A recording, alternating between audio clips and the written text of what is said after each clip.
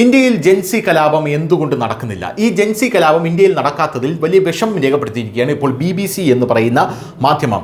ജെൻസി കലാപം ഉയർത്തുന്നവരുണ്ടോ അതോ BBC കലാപങ്ങൾക്കായി കൊതിക്കുകയാണോ എന്നുള്ളതാണ് നമുക്ക് യഥാർത്ഥത്തിൽ ഈ റിപ്പോർട്ട് വായിച്ചാൽ തോന്നിപ്പോവുക.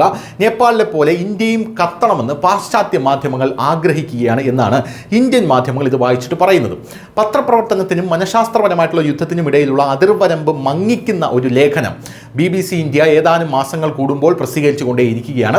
അടുത്തിടെ ജെൻസി ഉയർന്നു വരുന്നു, യുവ ഇന്ത്യക്കാർ എന്തുകൊണ്ട് തെരുവിലിറങ്ങുന്നില്ല എന്ന തലക്കെട്ടിൽ ഒരു ലേഖനം പ്രസിദ്ധീകരിച്ചു. ഇത് സൂക്ഷ്മമായ അട്ടിമറി പാരമ്പര്യത്തിലെ ഏറ്റവും പുതിയ കൂട്ടിച്ചേർക്കലാണ് എന്നാണ് ഇന്ത്യൻ മാധ്യമങ്ങളെല്ലാം തന്നെ പറയുന്നത്. ഒറ്റനോട്ടത്തിൽ ലേഖനം നിരുപദ്രവകരമായ ഒരു സാമൂഹിക ശാസ്ത്രപരമായിട്ടുള്ള ചോദ്യം ഉയർത്തുന്നു എന്ന് നമുക്ക് തോന്നും. അതായത് ഇന്ത്യയുടെ ജെൻസി വിശാലവും അസ്വസ്ഥതവും അമിതവുമായി ബന്ധപ്പെട്ടിരിക്കുന്നവരായിരുന്നിട്ടും നേപ്പാളിലെയോ ബംഗ്ലാദേശിലെയോ പോലെ അവരുടെ സമപ്രായക്കാരെ പോലെ വിപ്ലവങ്ങൾ നടക്കാത്തത് എന്തുകൊണ്ട് എന്ന വളരെ നിഷ്കളങ്കമായിട്ടുള്ളൊരു ചോദ്യമാണ് BBC ചോദിക്കുന്നത്.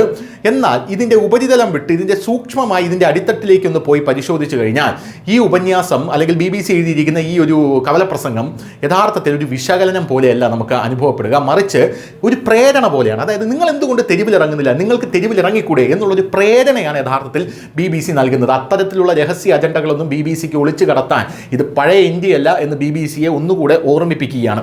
നിഷ്പക്ഷത പാലിക്കുന്ന ഒരു വേദിയെ സംബന്ധിച്ചിടത്തോളം അക്രമാസക്തമായ പ്രക്ഷോഭങ്ങളെ കാൽപ്പനികമായി ചിത്രീകരിക്കുന്ന BBCയുടെ ആ ഒരു രീതി അത് നമ്മൾ അപ്രീഷിയേറ്റ് ചെയ്യണം. കാരണം അങ്ങനെയാണ് BBC പല രാജ്യങ്ങളിലും കലാപത്തിനുള്ള ആഹ്വാനം കൊടുക്കുന്നത്. അതായത് ഇതിനെല്ലാം കലാപങ്ങളെല്ലാം വളരെയധികം കാൽപ്പനികമായി വളരെയധികം റവല്യൂഷണറിയായി BBC അങ്ങ് ചിത്രീകരിക്കും.